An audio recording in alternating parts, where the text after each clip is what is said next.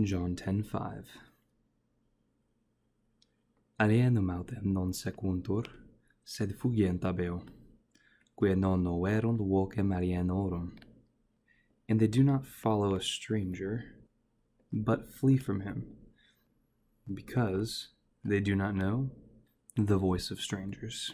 Now, the most notable thing about this verse is the tense of its verbs, sequuntur, fugient, and noverunt. Now, sequuntur is your typical present tense deponent verb. In fact, many of you may have learned the deponent off of sequi. However, in the manuscript tradition, there is a handful of texts that would read sequentur.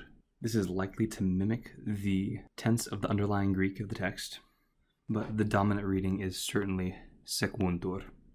At any rate, this is a verb that takes its object in the accusative, which is alienum. Therefore, the sheep are not following alienum. Next, we have fugient. Now remember, when we have third conjugation verbs that have their first present singular with io, when we take it to the future tense, it ought to be treated rather like a fourth conjugation. We want to keep that I insert, where a normal third conjugation would have, for example, dicere, in the future would be dicam. But when we have third conjugation verbs like fugio or capere, the I insert stays, so when we have the future tense, it looks more like fugiam, fugies, fugiet, fugiemos, fugietis, fugient.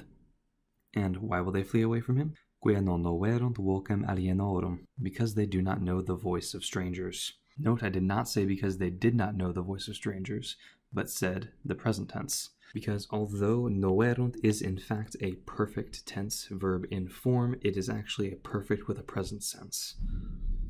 And this seems to be viewed as a very convenient oddity for the translators, as it mirrors the perfect with present sense that we see in the Greek underlying noverunt, oidasin,